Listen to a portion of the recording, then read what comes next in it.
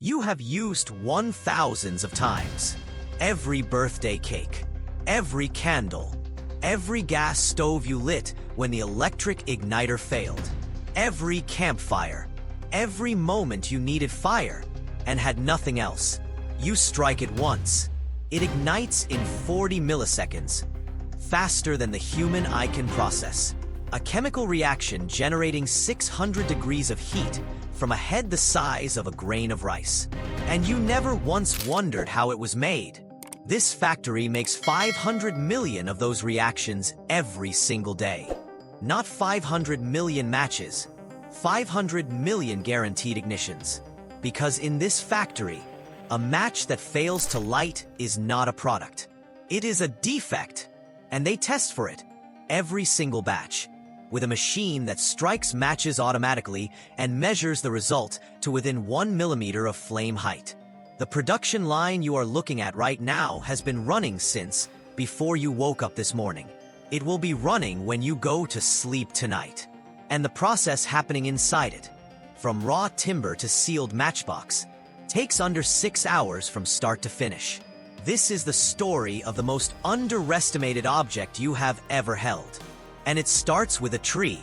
A safety match is 99% wood. The chemistry is in the head, but the wood is what makes it work. And not just any wood will do.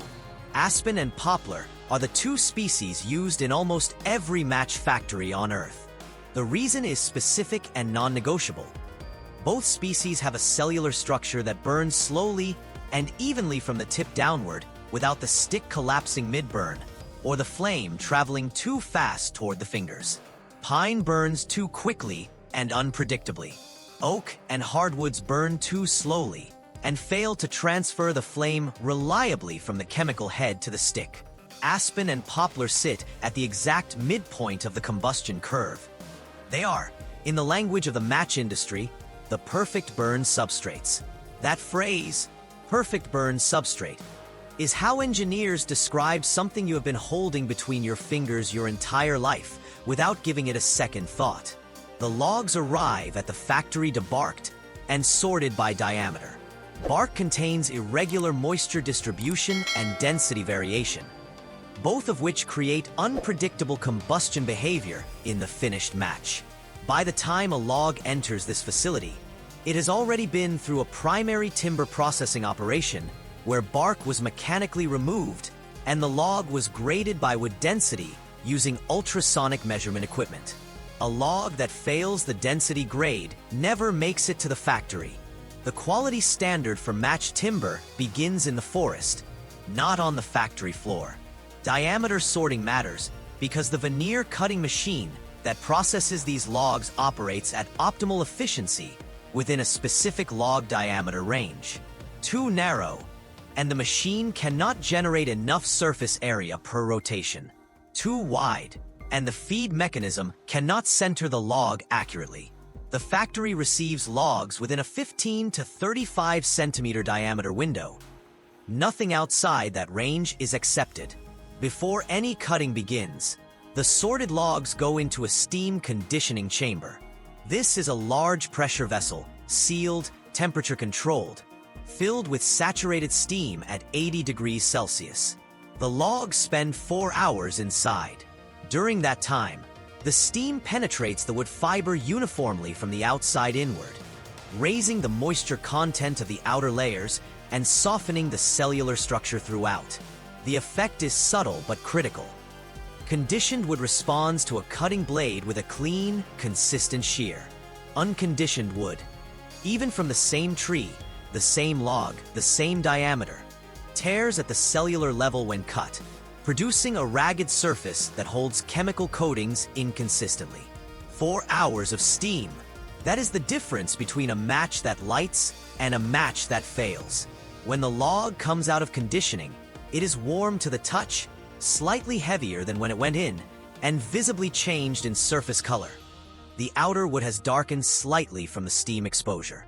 A worker wearing heat-resistant gloves handles the log carefully, not because it is dangerous, but because the surface temperature requires it. The log goes directly to the veneer cutting machine. There is no waiting. The conditioning effect begins to dissipate as the log cools, and the cutting must happen while the wood is still in its optimal softened state. The veneer lathe is one of the fastest cutting machines in any manufacturing facility on Earth. Understanding what it does requires a moment of geometry. Imagine peeling an orange in one continuous spiral, removing a thin layer of skin that gets longer as you work inward toward the center. The veneer lathe does exactly this to a log. The conditioned log is mounted horizontally between two rotating centers. Precision steel spindles that grip the log at both ends and spin it at high speed.